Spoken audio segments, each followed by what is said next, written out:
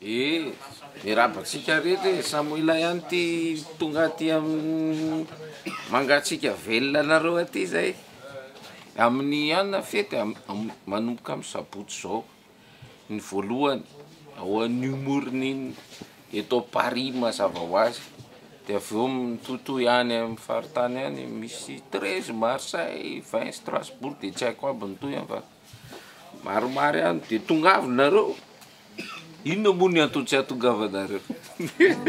Sire. Kau ampifaniko fonenao, ampireveko fonenao, de omeko fahavabo.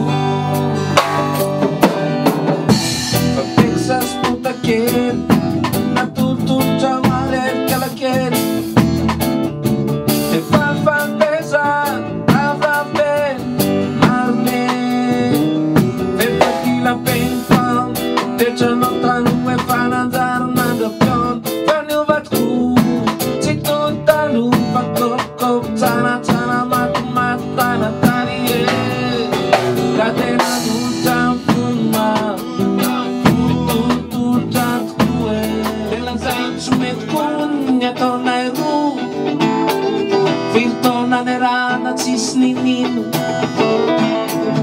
Azafady mihitsy no mata amin'ny salafiny raso, zay mandinika tsara va miara manidina